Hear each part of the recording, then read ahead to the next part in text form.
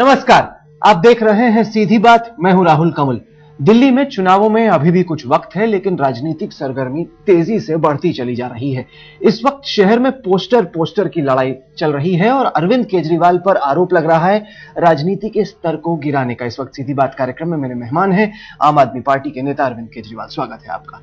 आपने बड़े इश्तिहार निकाले, इस बार भी दिया बेईमानों को वोट तो महिलाओं का होता रहेगा बलात्कार। कांग्रेस पार्टी आप पर आरोप लगा रही है कि राजधानी में आप राजनीति के स्तर को गिरा रहे हैं।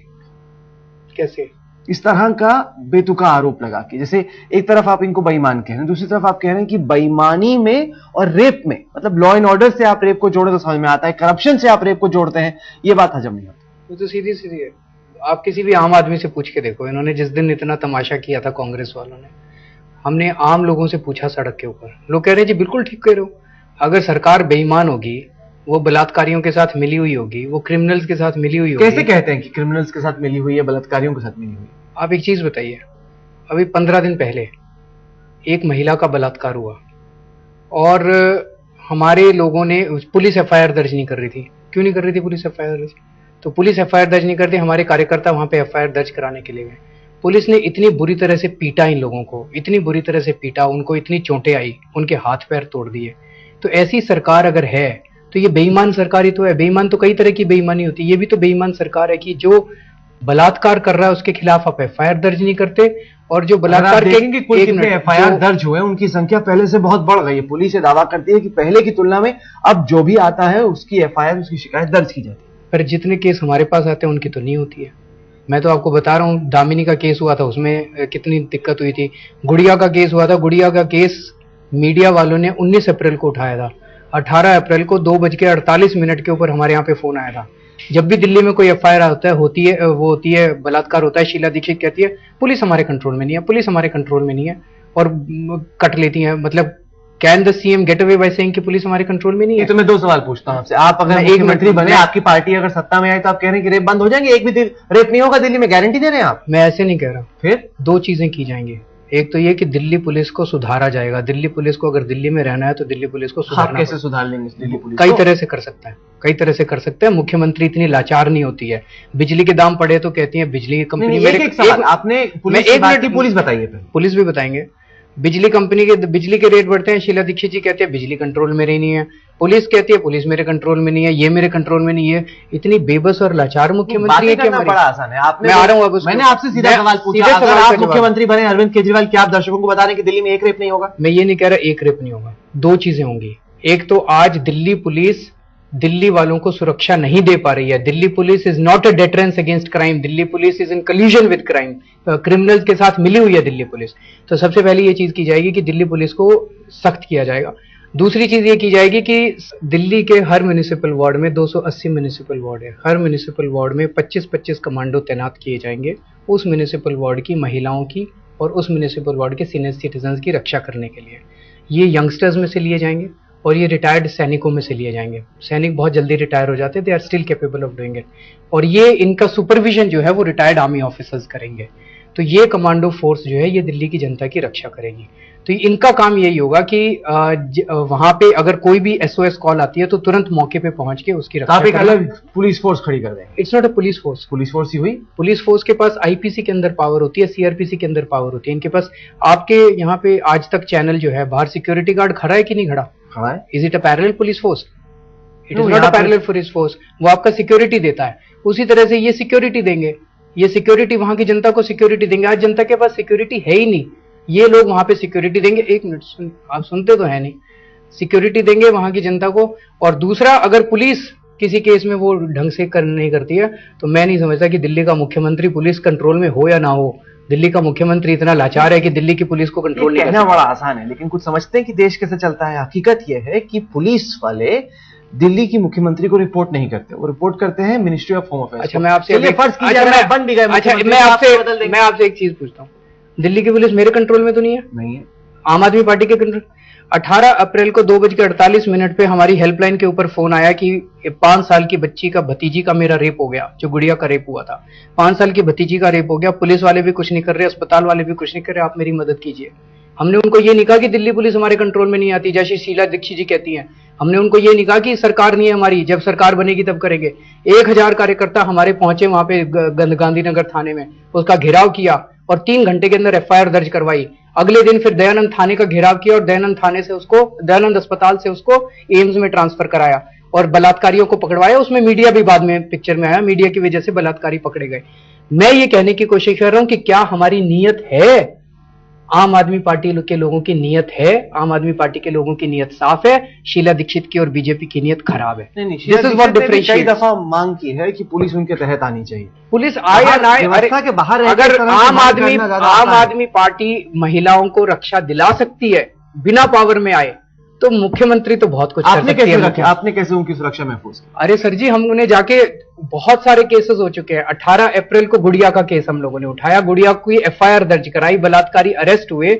उसके बाद अभी 1 हफ्ता पहले बिहार से जो महिला आई थी उसके साथ गैंगरेप हुआ 3 दिन तक, आपके चैनल ने नहीं दिखाया उसको। हम लोगों के कार्यकर्ताओं को बुरी तरह से पीटा गया, बलात्कारियों को अरेस्ट करवाया हमने, FIR दर्ज करवाई हम लोगों ने। उसके बाद 23 अप्रैल को मैं अपने दफ्तर के अंदर बैठा हुआ था, एक बहुत गरीब महिला आई, उसने कहा मेरी बेटी का अपहरण हो गया, 1 महीने से उसकी बेटी नहीं मिल रही थी। हमारे कार्यकर्ताओं ने जाके इंदिरापुरम थाने का घेराव किया और 24 घंटे के अंदर उसकी बेटी मिल गई। हम आज अगर सरकार के ऊपर प्रेशर डाल सकते हैं बिना कोई पावर हुए, तो पावर मिलने के बाद तो हम बहुत कुछ कर सकते हैं इस पुलिस का। आपको लग रहा है मिल रही है पावर आपको? कैसा चल रहा है आपका कैंपेन आपके हिसाब से? बहुत अच्छा चल रहा है। इस बार आम आदमी पार्टी की सरकार बनने वाली है और ये जो कह रहे हैं ना कि वोट काटेंगे वोट काटेंगे, इनको धक्का लगेगा।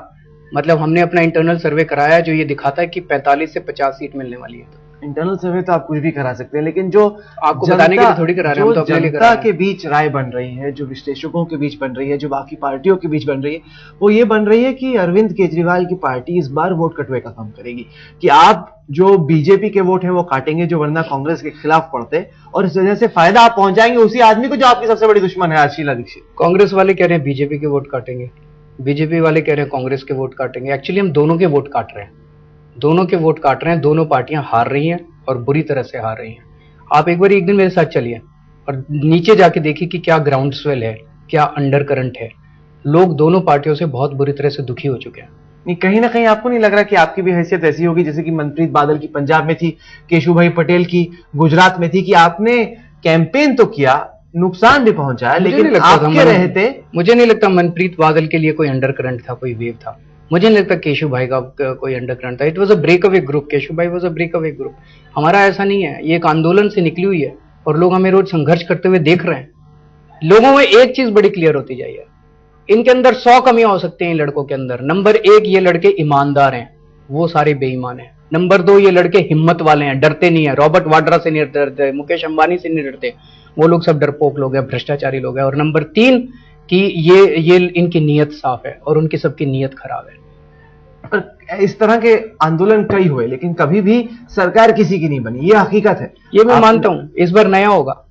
बहुत सारी चीजें पिछले 2 साल में ऐसी हुई जो इस देश में कभी नहीं हुई थी, इस बार भी ऐसा होगा जो देश में कभी नहीं हुआ। सरकार बनेगी, 1 साल पुरानी पार्टी की सरकार बनेगी और इतिहास बदलेगा। लेकिन अगर आप देखें भी, आपको बहुत बड़े हेवी ड्यूटी जाने पहचाने कैंडिडेट मिले नहीं आपको खास। आम आदमी आएगा ना, हैवी वेट जितने होते हैं वो लाइबिलिटी लेके आते हैं सारे के सारे। कई हैवी वेट से बात की हम लोगों ने, वो सबकी लाइबिलिटी है।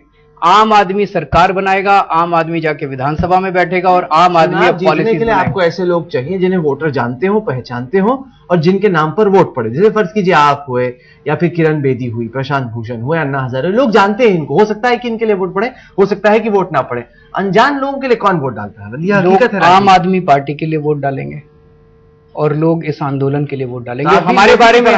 हमारे बारे में सब लोग जानते हैं, मेरे लिए वोट डालो। हमारे बारे में मोदी भी यही कहते हैं गुजरात। हमारे बारे में सब लोग जानते हैं। दिल्ली में कैंडिडेट्स हो सकता है धीरे धीरे, अभी तो 4 महीने हैं, कैंडिडेट्स के बारे में भी जान जाएंगे। प्रचार, हमारे कैंडिडेट्स घर घर जा रहे हैं।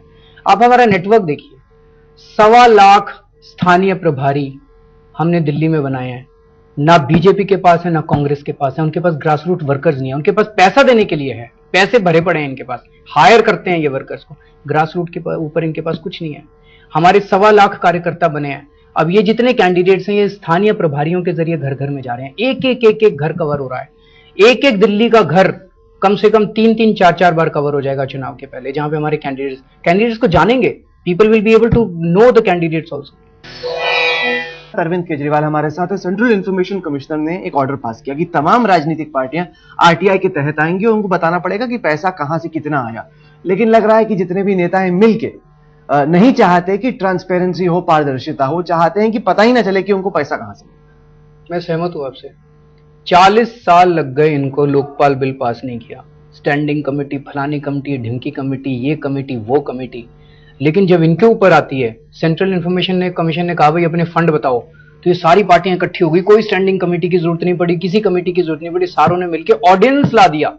मतलब ये इन्होंने पार्लियामेंट सेशन की भी वेट नहीं की, ऑर्डिनेंस लाने जा रहे हैं। शर्म आनी चाहिए इन पार्टियों को। बेसिकली मुद्दा यह है, जैसे भी मुंडे साहब ने कहा था कि 8 करोड़ रुपया मैंने खर्च किया, सारा का सारा 2 नंबर का पैसा, भ्रष्टाचार का पैसा, क्राइम का पैसा इन पार्टियों के फंड में जा रहा है। अगर ये पता चल जाए किस किस पार्टी को कहां से 2000 करोड़ बताते हैं कि कांग्रेस को मिला 5 साल में और 800 करोड़ मिला बीजेपी को और बाकी पार्टियों को भी इतना ही पैसा मिला, अगर ये पता चल जाए ये कहां से आया, तो पता चलेगा कोयले की खदानें जिनको दी थी उन्होंने पैसा दिया, 2G का पैसा ये इनको दिया, यहाँ ये ठेके देते और वहां वो कंपनियां जो है इनके खातों में पैसे जमा करा देती है। कभी भी ये पार्टियां जो है वो नहीं करेंगी। आम आदमी पार्टी अपने सारे अकाउंट्स वेबसाइट पे डालती है, लिस्ट ऑफ डोनर्स, हम एक एक पैसे का हिसाब देते हैं अपनी वेबसाइट पे। हम कर सकते हैं तो ये क्यों नहीं कर सकते? आज हम चैलेंज करते हैं शीला दीक्षित को और विजय गोयल को कि दिल्ली के चुनाव, let Delhi election become the first election. हम अपना सारा पैसा वेबसाइट के ऊपर डाल रहे हैं, शीला दीक्षित भी डाले अपना सारा पैसा वेबसाइट के ऊपर, विजय गोयल भी डाले अपना सारा वेबसाइट के ऊपर पैसा। चुनावों में आपने फैसला किया कि आप शीला दीक्षित का मुकाबला करेंगे, अगर कोई आसान सेफ सीट पकड़ते वो बेहतर ना होता? ये मेरे लिए करियर नहीं है पॉलिटिक्स। पॉलिटिक्स मेरे लिए देशभक्ति की बात है, पॉलिटिक्स मेरे लिए भ्रष्टाचार दूर करने की बात है। शीला दीक्षित जी आज दिल्ली की भ्रष्टाचार की सिंबल बन गई हैं। उनके खिलाफ अभी भी एक भी कोई ऐसा आरोप नहीं है जो कि कानूनी तौर पर सिद्ध हुआ हो। कानूनी तौर पे तो सिद्ध ही नहीं होते, कानूनी तौर पे कैसे सिद्ध होंगे भाई? अभी मैंने उनको चिट्ठी लिखी थी शीला दीक्षित जी को, मैंने उनको कहा था कि 20,000 भाई अंबानी, अनिल अंबानी ने बिजली के दाम बढ़वाए शीला दीक्षित जी को कह के, उनको भारी मुनाफा हो रहा है। अभी मेट्रो के केस में, दिल्ली मेट्रो के केस में अनिल अंबानी को थोड़ा सा नुकसान हो गया और मेट्रो छोड़ के भाग गए वो। यहाँ पे अनिल अंबानी कह रहे हैं मेरे को 20,000 करोड़ का नुकसान हो गया, फिर भी छोड़ के नहीं भागे। इसका नुकसान नहीं हुआ, सारा का सारा फर्जी है। ब्रजिंदर सिंह जी जो थे डीआरसी के अध्यक्ष, उन्होंने 2010 में ऑर्डर बनाया था कि दिल्ली में बिजली के दाम बढ़ने नहीं चाहिए, घटने चाहिए, क्योंकि इन कंपनियों को भारी मुनाफा हो रहा है। शीला दीक्षित जी ने ब्रजिंदर सिंह को हटा दिया, नया चेयरमैन ले आई। अब ये चेयरमैन ये कहता है कि इन कंपनियों को 20,000 करोड़ का नुकसान हो रहा है। 20,000 करोड़ का नुकसान है और अनिल अंबानी यहां बना हुआ है। और जैसे ही अनिल अंबानी ने कहा 20,000 करोड़ का नुकसान हो गया, शीला दीक्षित जी दौड़ी दौड़ी सेंटर में गई, इनको पैकेज दे दो, इनको पैकेज दे दो, बेचारों का नुकसान हो गया। और दिल्ली का एक आम आदमी कह देता है कि मेरे से बिजली का बिल नहीं भरा जाता, शीला दीक्षित कहती है कूलर चलाना बंद कर दो, फ्रिज चलाना बंद कर दो। तो आप क्या करेंगे? प्राइवेटाइजेशन को वापस ले लेंगे आप? सीएजी का ऑडिट होना चाहिए। सारे लोग कह रहे हैं सीएजी का ऑडिट होना चाहिए। शीला जी कह रही है मैं सीएजी का ऑडिट कराने को तैयार हूं, पर ये कंपनियां नहीं मान रही। अरे कंपनी कैसे नहीं मान सकती? आप मुख्यमंत्री है कि अनिल अंबानी मुख्यमंत्री है? कंपनी क्यों नहीं? अगर कंपनी नहीं मान रही, उनका लाइसेंस कैंसिल कर दो। अमूमन प्राइवेट कंपनियों का ऑडिट नहीं कर सकते हैं। इस केस में 49% इक्विटी स्टेट गवर्नमेंट की है, वो कर सकते हैं। सीएजी ने कई बार कहा है कि हम इनका ऑडिट करना चाहते हैं। दिल्ली हाईकोर्ट के अंदर केस चला गया, दोनों के बीच में मैच फिक्सिंग है। वो ये हाईकोर्ट का केस तो चलता रहेगा। आप ये कहो भाई जब तक दिल्ली हाईकोर्ट का केस नहीं चलता हम दिल्ली में बिजली के दाम नहीं बढ़ाएंगे। देखो अगर सीएजी का ऑडिट, ये कंपनी कैसे कह सकती है हम सीएजी का ऑडिट नहीं कराएंगे? आप इनका लाइसेंस कैंसिल कर दो, दोबारा किसी दूसरी प्राइवेट कंपनी को बुला लो। हमारे देश के अंदर तो ढेरों डिस्ट्रीब्यूशन कंपनी है। कुल मिला के अगर आप देखें, बैंगलोर से तुलना करें, मुंबई से तुलना करें, कोलकाता से तुलना करें, दिल्ली इकलौता ऐसा शहर है जहां 15 साल में कोई ना कोई विकास नजर आता है। सड़कें, फ्लाईओवर, बिजली, पहले की तुलना में ये सब सेवाएं पहले से बहुत बेहतर है। अरविंद, इस बात को कोई नकार नहीं सकता। अब ये हमें समझना पड़ेगा कि क्यों बेहतर है। ऐसा नहीं कि शीला दीक्षित जी ने कुछ किया है, ऐसा नहीं कि इन बिजली कंपनियों ने कुछ किया है। देश के अंदर बिजली का उत्पादन बढ़ा है और उस उत्पादन में दिल्ली का ऑटोमेटिक शेयर बढ़ा है। आज हमारे दिल्ली के अंदर 6,000 मेगावाट की रिक्वायरमेंट डेली है, 7,500 मेगावाट बिजली डेली अवेलेबल है। 1500 Delhi is a surplus state. Delhi was not a surplus state in 2003। तो काम किया ना सरकार ने। सरकार की वजह से नहीं हुआ ना। अरे अपने आप ही हो रहा है, मतलब जो हो रहा है वो देश भर श्रेय देने को आप तैयार नहीं है बिल्कुल भी। कमाल की राजनेताओं वाली बात करें। कैसे देश, आप सड़कें देखें, सड़कें पहले से बेहतर हैं। सड़कों पे भी आता हूं, पहले बिजली की बात कर लें भाई। आज देश के अंदर बिजली की प्रोडक्शन बढ़ी है, उसके अंदर दिल्ली ने कोई नए पावर प्लांट लगाए हो तो हम शीला दीक्षित जी के पैर पकड़ लेंगे जी आपने कमाल की बात है अरविंद। कुछ दिल्ली ने पावर प्लांट, शीला दीक्षित का लेना हो ना देना हो, गलती उनकी है। कुछ ठीक हो जाए तो लेना हो ना देना हो, उनका श्रेय कहीं नहीं आता। हुआ हो तो सही भाई। दिल्ली के अंदर बिजली की चोरी कम हुई, इसका श्रेय हम देते हैं। 2003 के अंदर 50% बिजली की चोरी थी, आज 15% बिजली की चोरी हो गई, ये हम श्रेय देते हैं। रेगुलर सप्लाई आ रही बिजली। एक मिनट, लेकिन ये 35% जो मुनाफा हुआ ये गया कहां? 50% से बिजली की चोरी होती थी। उन दिनों में सरकार को रेवेन्यू नहीं मिलता था। शीला दीक्षित जी ने कहा था भाई हम बिजली की चोरी बहुत हो रही है, हम प्राइवेटाइज कर रहे हैं, जब प्राइवेटाइज हो जाएगा तो ये बिजली की चोरी कम करेंगे और हम बिजली के दाम कम कर देंगे। अब 13 साल के अंदर बिजली की चोरी कम हो गई, 35%, हजारों करोड़ रुपया बच गया। ये पैसा गया कहां? ये बड़ा क्वेश्चन है। दिल्ली के अंदर बिजली के दाम कम होने की वजह बिजली के दाम और बढ़ गए, ये बड़ा क्वेश्चन है। ये पैसा कहां गया? इसका मतलब ये सारे के सारे अकाउंट्स, बरजिंदर सिंह ने लिखा है अपने ऑर्डर में, इनके सारे अकाउंट्स फर्जी हैं, the accounts are manipulated, so there ought to be an audit. अगर ये ऑडिट नहीं कराते और शीला दीक्षित कहती है कि बिजली कंपनियां मेरी बात नहीं मान रही हैं, ये बात से मैं सहमत नहीं हूं कि मुख्यमंत्री की बात बिजली कंपनी न मानने की। आपको लग रहा है कि आप मुख्यमंत्री को हरा देंगे चुनाव में? हाँ, वो मैं क्या हरा दूंगा, जनता हराएगी। जनता दुखी है, बिल्कुल जीत रहे हैं। जनता दुखी है शीला दीक्षित जी से, भाई आप जाके तो देखिए। और दूसरी बात, आपने कहा सड़कें बड़ी अच्छी है, आपको केवल रिंग रोड दिखाई देती है, आपको केवल नई दिल्ली की सड़क दिखाई देती है। 50 मीटर आप नीचे सड़क से उतर जाइए, आपको दिल्ली दिखाई देगी कि दिल्ली है क्या। सड़ांध मार रही है दिल्ली, बदबू आ रही है दिल्ली के अंदर से। मैं आप चलिए ना, आप एक कैमरा भेज दीजिए मेरे साथ, मैं आपको असली दिल्ली में लेके जाता हूं। 80% दिल्ली ऐसी है, 40% दिल्ली के अंदर पीने का पानी नहीं आ रहा है। लाल किले के ऊपर खड़ा होकर प्रधानमंत्री जी हर साल कहते हैं हम गांव गांव में पानी पहुंचाएंगे। अरे गांव गांव में पानी कब पहुंचाओगे? 65 साल में दिल्ली के घर घर में पानी नहीं पहुंचाया गया आप लोगों से। संगम विहार में पानी नहीं आता, अम्बेडकर नगर में पानी नहीं आता है, महरौली के अंदर पानी नहीं आता है, देवली के अंदर पानी नहीं आता है। एक भी घर में 15 दिन में एक बार पानी आता है। कैसे जी रहे हैं वो लोग, आप उनसे पूछिए। ये दिल्ली है। आप कहते हैं विकास हुआ है, 70,000 करोड़ रुपया फूंक दिया इन लोगों ने कॉमनवेल्थ गेम्स। कहां है विकास हुआ है? केवल वो बार बार वही सड़कें बनाते रहते हैं, बार बार वही सड़कें बनाते रहते हैं, अंदर सड़कें ही नहीं है। Roads don't exist. कूड़ा कचरा चारों तरफ, हाहाकार मचा हुआ है दिल्ली के अंदर। शीला दीक्षित जी की अपनी विधानसभा, उसमें डीआईजेड एरिया है which is 3 kilometre from president, वहां पीने को पानी नहीं है, लोगों के घरों में पानी नहीं है। लोग चौथी मंजिल से नीचे उतर के पार्क में रोज पीने का पानी भरते हैं, रोज लंबी लंबी लाइन पड़ती है, जैसे पुराने जमाने में औरतें जाया करती थी कुएं से पानी लेने। ये शीला दीक्षित जी की कंस्टिट्यूएंसी, ये नई Delhi constituency, 3 kilometre distance from Rashtrapati Bhavan. This is the development of Delhi. There is no development in Delhi. विकास के नाम पे विनाश हुआ है, भ्रष्टाचार हुआ है। चलिए, आपने हमें वक्त दिया, सीधी बात कार्यक्रम में आए, इसके लिए आपका बहुत बहुत शुक्रिया। आपने बुलाया, इसके लिए बहुत बहुत शुक्रिया। तो ये थी अरविंद केजरीवाल से आज की सीधी बात। ये कार्यक्रम आपको कैसा लगा? आप अपनी राय हमें ईमेल के jariए भेज सकते हैं। हमारा ईमेल का पता है sb@aajtak.com। साथ के साथ इस कार्यक्रम को आप हमारी वेबसाइट पर देख सकते हैं, जिसका पता है www.aajtak.in/सीधी बात।